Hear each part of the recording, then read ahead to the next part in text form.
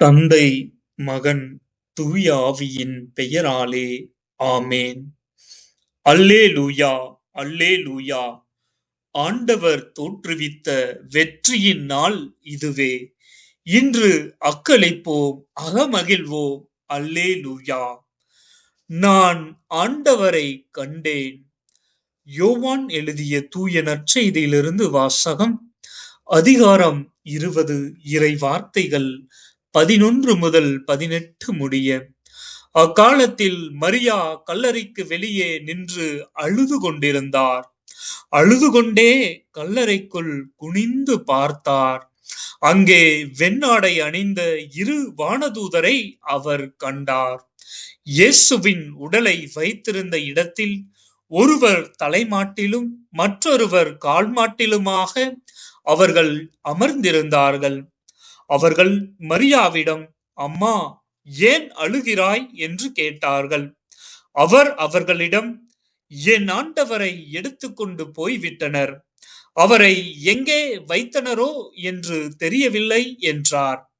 இப்படி சொல்லிவிட்டு அவர் திரும்பி பார்த்த பொழுது இயேசு நிற்பதை கண்டார். ஆனால் அங்கு நிற்பவர் இயேசு என்று அவர் அறிந்து கொள்ளவில்லை.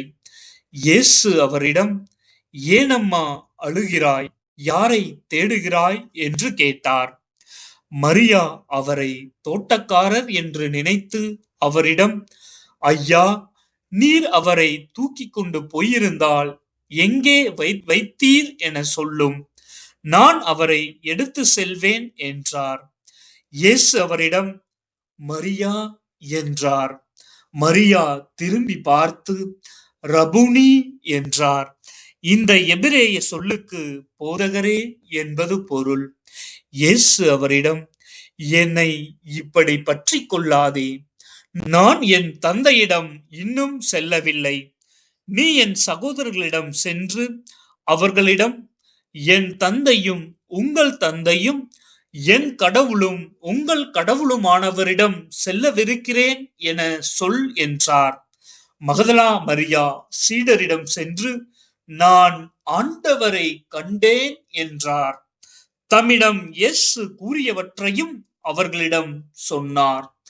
இது ஆண்டவரின் அருள்வாக்கு. இறைவா, உமக்கு நன்றி.